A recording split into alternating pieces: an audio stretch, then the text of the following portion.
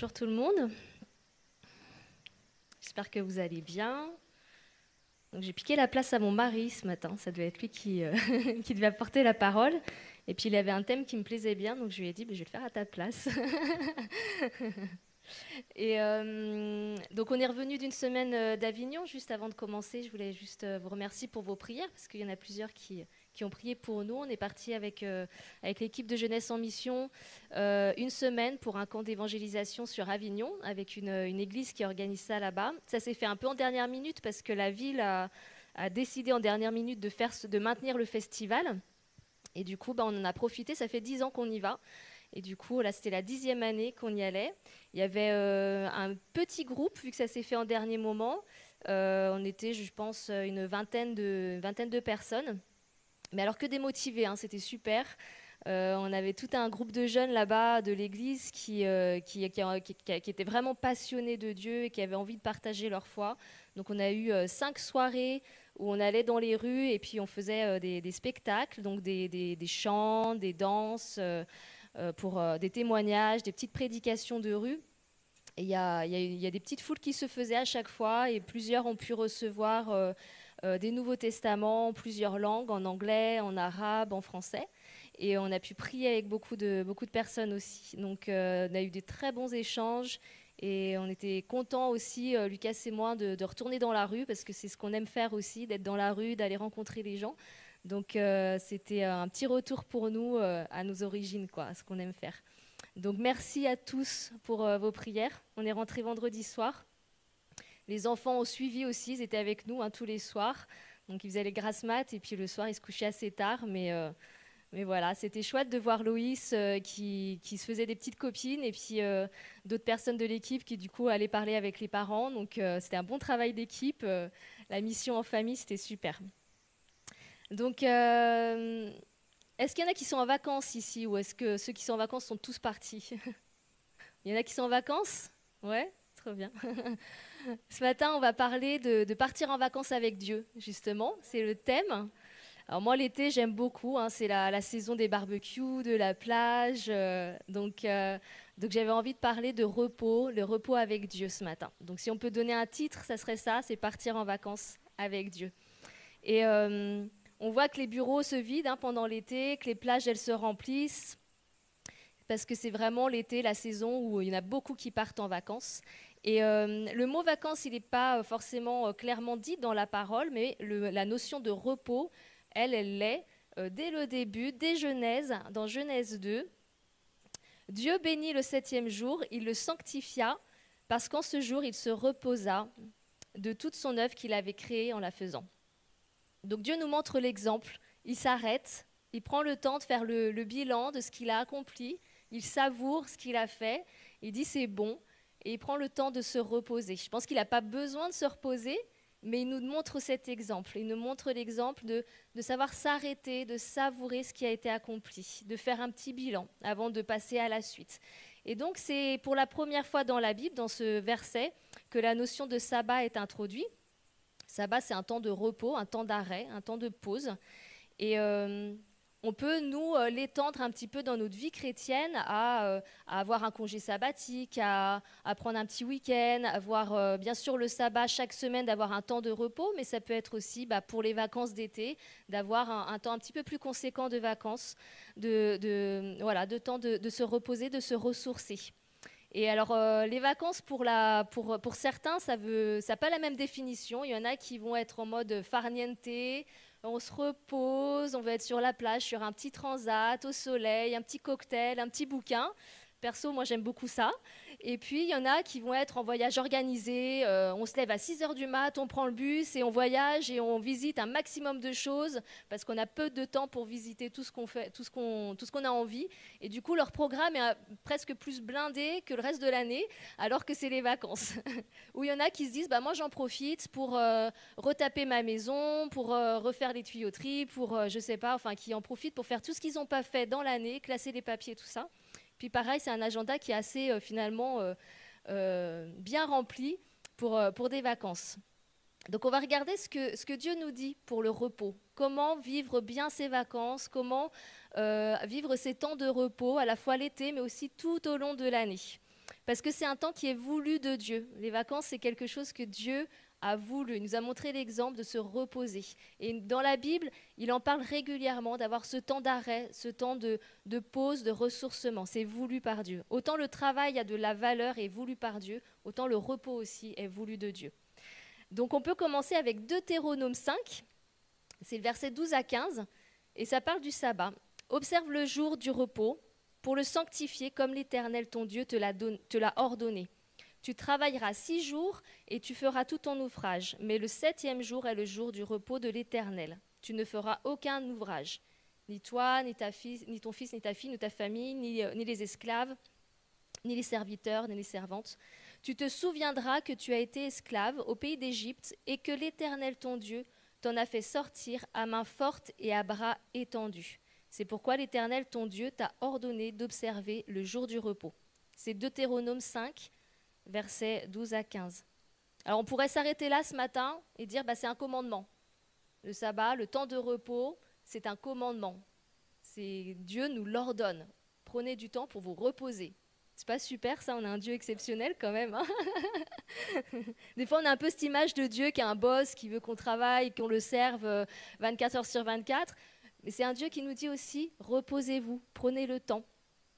Et ça fait partie des 10 commandements. Alors moi, je m'en suis rappelée en fait en me disant, mais oui, ça fait partie des 10 commandements. On se rappelle de tu ne tueras pas, tu ne voleras pas. On se rappelle un peu ces commandements qui sont quand même forts et qui paraissent finalement un peu logiques si on veut avoir une vie saine et normale.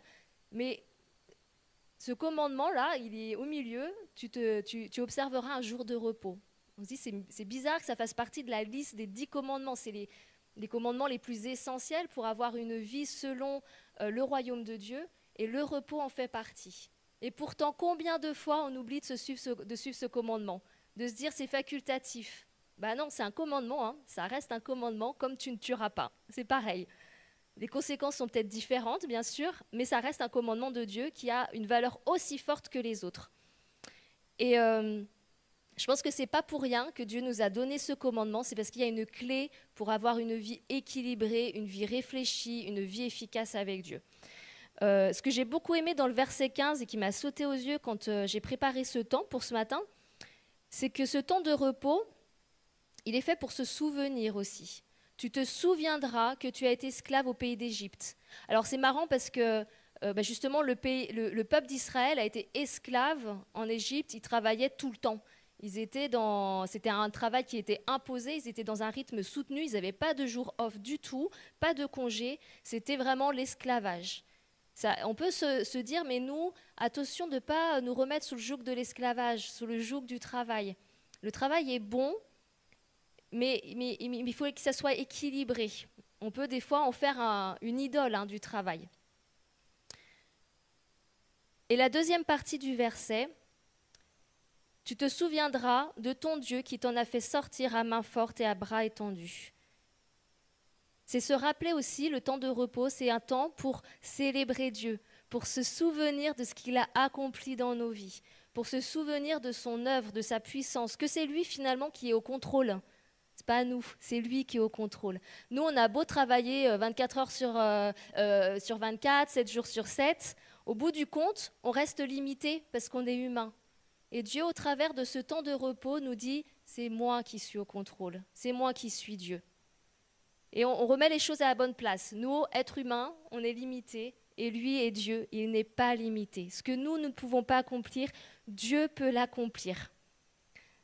Donc oui, c'est un commandement, et comme tous les commandements de Dieu, c'est des commandements qui sont là pour notre bien, qui sont là pour notre sanctification, pour notre chemin avec Dieu. Ce n'est pas juste un commandement pour obéir et être des marionnettes, c'est un commandement parce que Dieu sait que c'est bon pour nous. Le repos, c'est une question de foi, c'est une question de confiance. C'est de se dire, oui, Dieu, tu es au contrôle, c'est pas moi.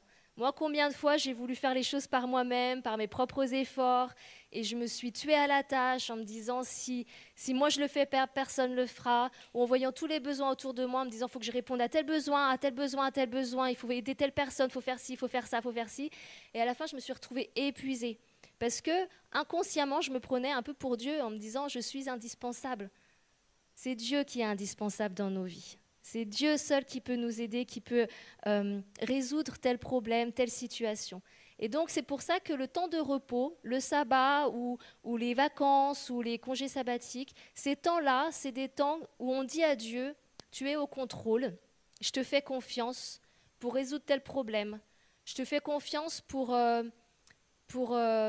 répondre à tel besoin, à telle demande de telle personne dans ma famille, de mes amis.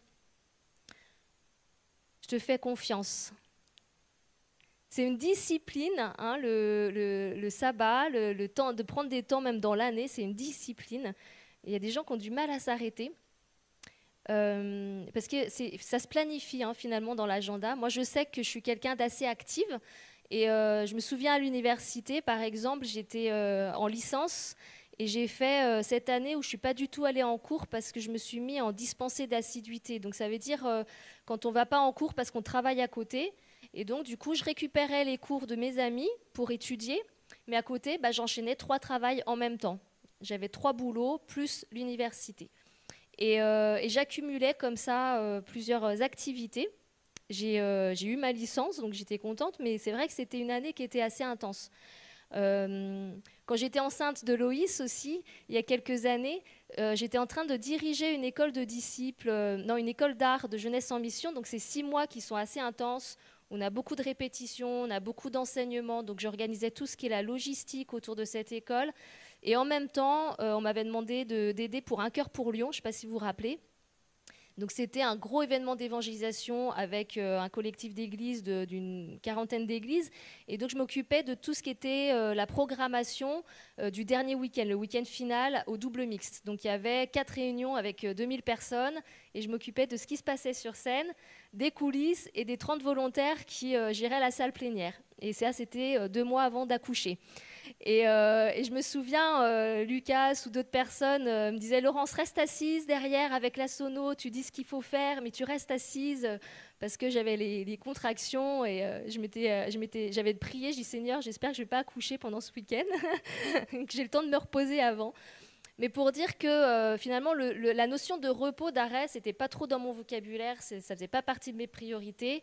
Et j'aimais, je suis quelqu'un qui aime les projets, j'aime beaucoup démarrer surtout les projets et j'aime lancer des nouvelles choses. Et du coup, plusieurs fois, je me suis retrouvée dans des situations où j'ai dit oui à trop de choses et je me suis retrouvée vraiment fatiguée. Et quand on a commencé Jeunesse en Mission avec Lucas, on était à la fois responsable du groupe de jeunes, responsable d'un groupe d'évangélisation dans la ville. On démarrait Jeunesse en Mission, donc on gérait une école et en même temps on travaillait à l'usine de nuit. Donc on avait plusieurs vies en une journée. Et ça va, on était un peu plus jeunes, hein, donc on avait l'énergie. Mais je sais qu'au bout de 4-5 ans, je me suis retrouvée un moment à dire à Lucas « Mais arrête de me parler de projet, là, j'en peux plus. Arrête de me donner tes nouvelles idées. » Parce que Lucas, il est très visionnaire, il a toujours plein d'idées, plein de projets. J'ai dit « Non, arrête, je peux plus, là. » Et je me sentais fatiguée et je me suis rendu compte que j'étais en train de perdre mon énergie et perdre ma passion de servir Dieu. J'avais plus d'envie et je me suis dit moi là je me reconnais pas, je suis pas la Laurence que j'ai l'habitude de voir et ça tombait bien parce qu'à ce moment-là on s'est retrouvés dans une petite formation qu'on a fait en Espagne qui était une formation pour des responsables et un des premiers enseignements que l'orateur nous a donné c'était sur le sabbat, sur le repos et il nous a dit les 3 qualités d'un bon leader, c'est un leader responsable, on est tous d'accord, engagé, tous d'accord, et reposé. Et moi, ce mot, il m'a fait tilt. Je me suis dit, mais quoi, c'est bizarre. Je ne me serais pas mis dans la tête ces qualités, cette 3e qualité pour un leader. Et en fait, je me suis dit, oui, c'est vrai. Ça ne donne pas envie à un responsable quand on voit qu'il a des grosses cernes et qu'il est tout fatigué et qu'il perd sa passion. On a besoin d'être reposé pour donner aussi envie aux autres, finalement. Et donc, du coup, pour moi, c'était un peu une petite claque en me disant, mais oui, le sabbat, le temps de repos, c'est quelque chose qui est essentiel, qui est voulu de Dieu, et je dois le mettre en place. Alors, quand on est revenu de cette formation, on a essayé de le mettre en place, mais ce n'était pas évident, hein, parce que quand on a l'habitude de partir sur les chapeaux de roue et de s'arrêter, c'était vraiment pas facile. Il y a une tactique un peu de l'ennemi, justement. Soit l'ennemi il va nous garder dans l'immobilisme, et puis du coup, on ne lui fait pas peur parce qu'on ne fait rien, donc tranquille. Mais s'il ne peut pas, il va nous garder bien occupés. Trop occupé.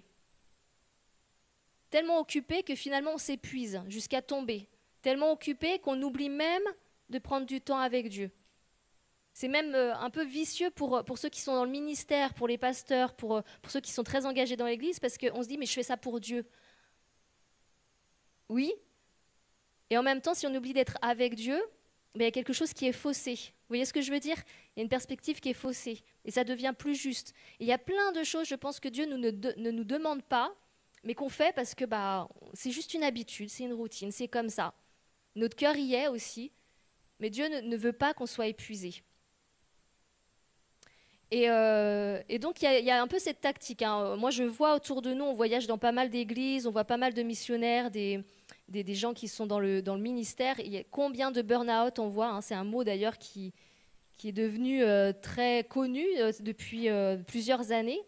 On n'en entendait pas trop parler avant, mais combien de burn-out dans les milieux chrétiens ou même dans des cadres, enfin dans toutes les sphères de la société, les burn-out. Parce qu'on a un monde qui va vite, qui va très très très vite. Et on est pris dans cet engrenage alors que Dieu nous demande de nous reposer, d'avoir le temps, de prendre le temps de s'arrêter.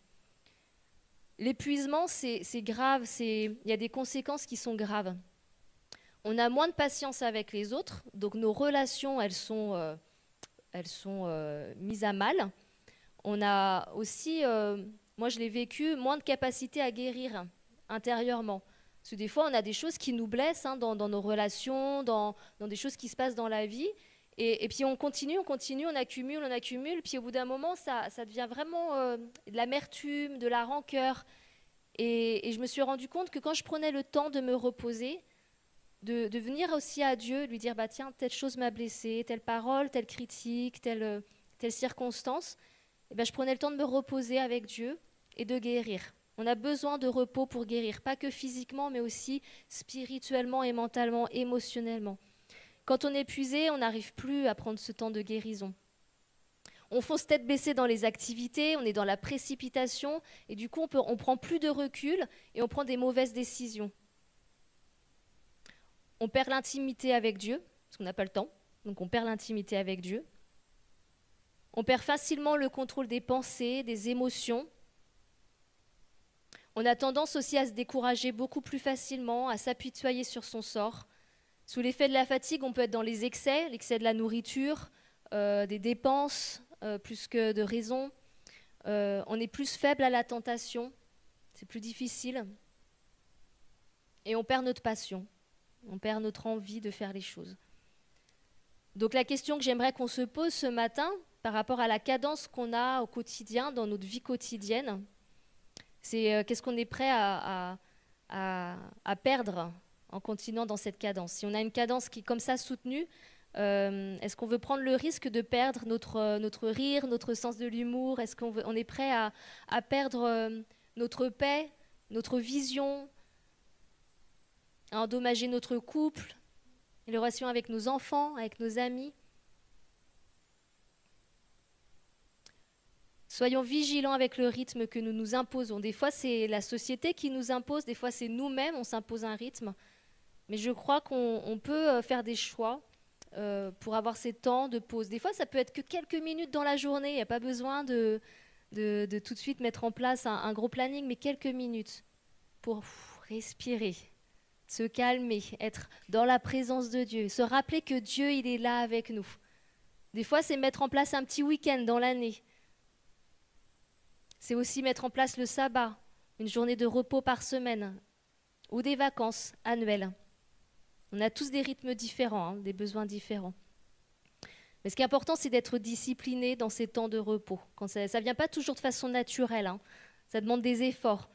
Dans Néhémie, par exemple, il y a un petit passage dans Néhémie, et Néhémie, il donne cet ordre, il dit « Avant le sabbat, je dis de fermer les portes pour empêcher l'entrée des fardeaux le jour du sabbat. » Moi, ça me parle beaucoup sur le fait de protection intérieure, de fermer nos portes à tout fardeau qui voudrait rentrer, de se dire stop, là c'est un temps de repos, un temps où je me ressource avec Dieu, je ne laisse plus rentrer aucun fardeau. Je les dépose au pied de la croix. C'est une protection, un temps de repos pour mon esprit. Et Néhémie, juste après, hein, parce que les marchands voulaient rentrer avec ces fardeaux dans la ville, donc ils restaient même à dormir aux portes de la ville au cas où il y a quelqu'un qui ouvrirait. Et Néhémie, il menace, il dit, si vous recommencez, j'utiliserai la force contre vous. Donc ça montre que c'est aussi un effort de se protéger, de mettre un peu ces barrières. Et je sais qu'avec Lucas, quand on a voulu mettre ce temps de sabbat en place, ce temps de repos par semaine, ça a été une lutte au début. Comme par hasard, il y avait toujours des sollicitations qui arrivaient, comme par hasard. Jour de repos, allez hop, téléphone, email, urgence, il y avait toujours un truc. Et du coup, on a appris à prier avant ce temps de repos pour dire Dieu, on veut ce temps de repos, protège ce temps. Et nous, à mettre aussi des limites, à les respecter, à les faire respecter par notre équipe, entre autres, en disant, voilà, telle journée, c'est un temps où on est en famille, on est en couple, on se repose, et on attend qu'on revienne pour, à moins d'une grosse urgence, bien sûr, hein, mais on déconnecte les téléphones. On devait même sortir de chez nous pour être sûr d'avoir un temps de repos, parce qu'on savait que chez nous, on ouvrirait l'ordinateur ou on ferait des choses, quoi. Donc on se forçait à sortir. Et puis, moi, souvent, je reprenais Lucas en disant « Chut, ne parle pas de projet, parle pas de jeunesse en mission, parle pas de l'église, on est entre nous, on parle de tout et de rien, c'est repos. » Et au début, c'était difficile. Maintenant, c'est devenu quelque chose de plus naturel, mais au début, c'était une lutte. Le sabbat a été fait pour l'homme, Marc 2, verset 27. Le sabbat a été fait pour l'homme. C'est une bénédiction, et c'est dommage de s'en priver. On se culpabilise des fois, hein. On se dit ah mais je prends un temps de repos alors qu'il y a tellement de choses à faire. Il y a tellement de choses à faire, il y a tellement de demandes, il y a tellement de besoins. Mais c'est ça aussi, aimer son prochain comme soi-même, c'est aussi prendre soin de soi pour mieux prendre soin des autres. Et des fois, on a besoin, moi je sais qu'il y a des étudiants, par exemple, dans nos formations, je faisais des entretiens avec les étudiants, et des fois je leur disais, mais écoute, va voir Dieu, et puis on prendra un temps un petit peu plus tard, parce que moi je me sentais peut-être pas prête aussi spirituellement, ou fatiguée, émotionnellement, pas à l'écoute, et je lui dis, mais je t'écouterai pas bien si je t'écoute maintenant. Par contre, on planifie un temps ensemble, et là, j'aurai un temps d'écoute de qualité.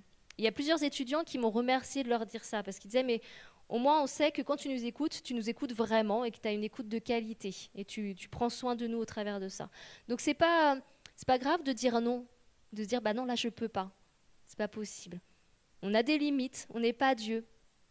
Et combien de fois, des fois, j'ai dit ça aux étudiants, ils sont allés vers Dieu, puis le lendemain, ils viennent voir, c'est bon, Laurence, j'ai réglé mon problème avec Dieu, tout va bien. Donc, nous, on est des panneaux indicateurs vers Dieu, on ne répond pas à la place de Dieu, toujours. On est là pour accompagner, pour aider. Donc, c'est vraiment une clé, ces temps de repos. C'est une pratique, c'est quelque chose qui fait partie de la vie de disciple, c'est d'avoir des temps de repos, des temps pour faire le bilan, pour se ressourcer, pour être avec Dieu, pour être avec les autres aussi, pour prendre soin de nos relations avec les amis, avec la famille, d'être tourné vers les gens et pas que sur la tâche. Ces temps de reconnaissance, comme Dieu a dit, ah c'est bon ce que j'ai fait, ce que j'ai accompli, c'est aussi d'avoir des temps de reconnaissance vis-à-vis de Dieu et de dire merci Seigneur pour cette semaine, merci Seigneur pour cette année, merci pour l'année qui vient. C'est d'être reconnaissant. Les fruits du repos, c'est tout le contraire de la liste que j'ai faite tout à l'heure. C'est d'avoir une plus grande efficacité finalement, d'avoir une vie qui est réfléchie, une vie où on prend les bonnes décisions parce qu'on a eu le temps de prendre du recul. Ça donne envie aux autres parce qu'en général, on reprend de l'envie, de la passion, de l'énergie et du coup, ça donne envie parce qu'on est enthousiaste. On a une meilleure gestion de nos pensées, de nos émotions.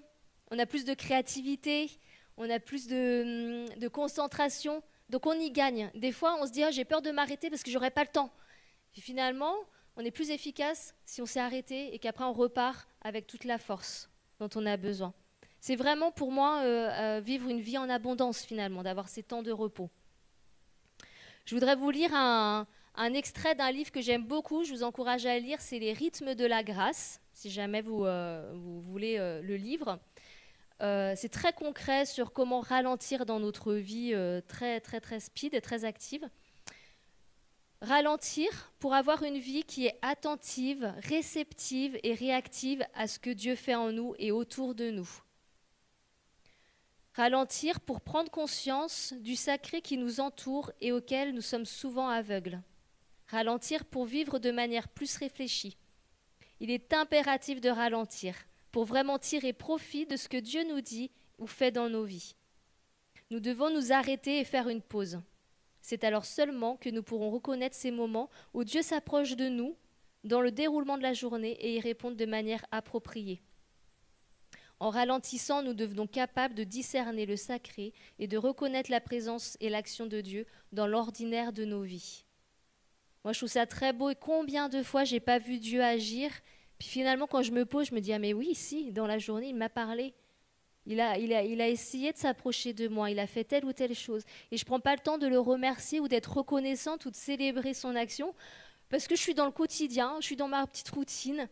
Et dans Job, c'est écrit, Dieu parle tantôt d'une manière, tantôt d'une autre, cependant l'homme n'y prend pas garde. Souvent, on n'y prend pas garde parce qu'on est affairé à autre chose.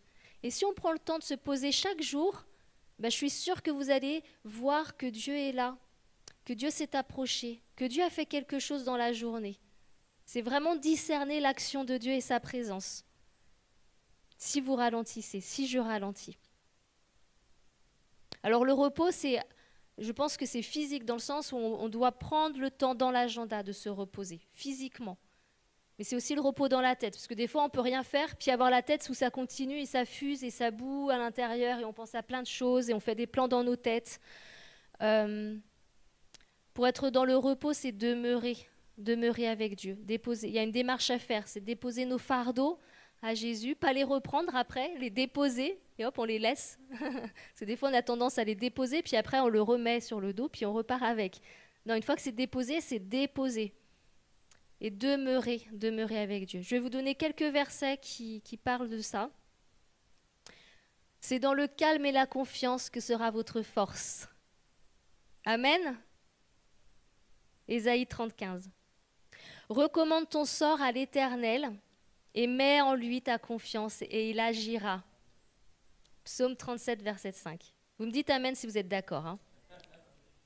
Venez à moi, vous tous qui êtes fatigués et chargés, et je vous donnerai du repos. Matthieu 11, 28. Notre démarche est d'aller vers lui et il nous donne du repos. Psaume 127, 1 et 2. Si l'Éternel ne bâtit la maison, ceux qui la bâtissent travaillent en vain. Si l'Éternel ne garde la ville, celui qui la garde veille en vain. En vain, vous vous levez tôt, vous vous couchez tard. Il en donne autant à ses bien-aimés pendant leur sommeil. C'est beau ça quand même, franchement, non? Si c'est pas de l'Éternel, c'est en vain. Moi, c'est une prière que je fais régulièrement. Je dis, Dieu, protège-moi des œuvres mortes. J'ai pas envie de me retrouver à la fin et de me dire, oh là, j'ai brassé du vent, quoi. J'ai fait plein de trucs, mais c'était en vain. C'était pas du tout ta volonté.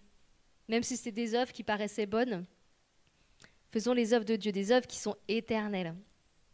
Je me couche et je m'endors en paix. Tu me donnes la sécurité dans ma demeure. Psaume 4, verset 9. Celui qui demeure sous l'abri du Très-Haut repose à l'ombre du Tout-Puissant. Demeurez en moi et je demeurerai en vous. C'est beau, hein? C'est juste quelques petits versets, il y en a tellement plus, qui nous montrent que Dieu nous donne le repos. C'est de lui que vient le repos.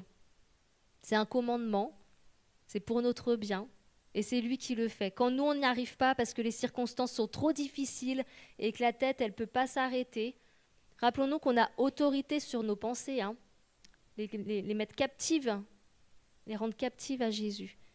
C'est possible. Moi, ça m'est arrivé, donc je sais que c'est possible. C'est pas tout le temps, malheureusement, mais ça s'apprend, on met en pratique, on est là pour apprendre. Mais je me souviens une fois où les circonstances étaient trop compliquées et j'étais vraiment découragée. Il y a eu toute une accumulation de plein de choses dans ma vie de famille, des soucis de maladie, des choses avec les étudiants dans l'école, beaucoup de tracas, où d'un seul coup, je me suis sentie épuisée et oppressée. Vraiment, c'était presque physique. Je suis montée dans la chambre en me disant, mais faut que je m'assoie, là, j'arrive plus à respirer, quoi. Et je commençais à pleurer, j'étais vraiment pas bien. Et je voyais, c'est comme si j'avais un nuage de circonstances devant moi. C'était presque visible de toutes ces circonstances qui tournaient autour. Puis à un moment donné, j'ai senti vraiment la présence de Dieu qui me dit, je suis là. je suis là. Et j'ai mentalement dans ma tête, c'est dur à expliquer, parce que c'était comme une image en moi, où j'ai réussi à décaler les circonstances sur le côté pour voir Dieu. Comme les super-héros là, qui déplacent avec leurs yeux, avec les rayons X, qui déplacent des montagnes ou des immeubles. Hein. Bah là, c'était ça dans ma tête, avec Dieu. C'était vraiment de déplacer les circonstances. Elles n'avaient pas changé, hein, mais de regarder à Dieu. Et c'était très très puissant, et je m'en rappelle, donc c'est pour ça que je peux dire c'est possible de le revivre, et c'est possible pour vous de le vivre aussi. Quelles que soient les circonstances, on peut être dans le repos de l'âme, dans le repos avec Dieu, demeurer en Dieu et être en paix, en confiance, et dans le calme et la confiance. C'est possible, je le répète, c'est possible. C'est le miracle de Dieu, c'est le miracle de Dieu. Quelles que soient les circonstances. Les circonstances, des fois, on ne peut pas les changer, hein. Mais notre façon de regarder à Dieu peut changer. Notre regard, qu'est-ce qu'on choisit de regarder? Quelle est notre perspective, notre façon de réagir? Et on peut être dans le repos, même dans des situations difficiles. Si on ne ralentit pas, on ne peut pas vivre ça. Je pense qu'on est corps, âme et esprit, donc c'est lié. Je crois que c'est difficile d'être dans le repos spirituel ou émotionnel si physiquement notre corps il est épuisé aussi. C'est pour ça que c'est important dans l'agenda de savoir s'arrêter, de savoir ralentir pour que l'âme, l'esprit puisse aussi être au ralenti et être focalisé sur Dieu. Donc ça va tout ensemble, tout ensemble. Donc en conclusion, je voudrais vraiment vous encourager à planifier ces temps, des temps de repos, à la fois pour ces vacances ici d'été, pour ceux qui vont bientôt partir en vacances, pour ceux qui y sont déjà, de les mettre à profit, vraiment avec Dieu. De planifier des temps de repos dans l'année. Ça peut être un week-end par-ci, par-là. Et de planifier les temps de sabbat. C'est un commandement. Rappelons-nous que c'est un commandement. Dieu nous invite vraiment à avoir des vacances avec lui, qui ne vont pas être un laisser-aller total, on ne fait plus rien, et puis on se relâche totalement, mais d'une mauvaise façon, ou d'avoir un agenda rempli pour réparer les trucs de la maison, ou faire toutes les visites et tout ça. Soyons pas dans des extrêmes, mais des temps de vacances avec lui. On met à profit notre temps pour être ressourcés aussi spirituellement avec Dieu. Au-delà d'un commandement, rappelons-nous que c'est une invitation pour notre bien. Si Dieu l'a mis dans les 10 commandements, c'est que c'est une clé pour nos vies. C'est une clé pour nos vies.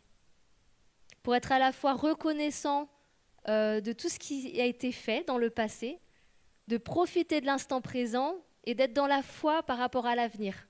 C'est ça aussi, de prendre ce temps de repos, ce temps de réflexion.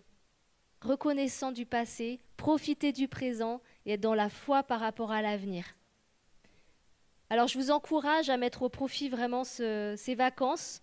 C'est vraiment une attitude spirituelle d'abord, d'être dans la foi, dans la confiance en Dieu et de se dire mais ce que Dieu il a dit, il va l'accomplir.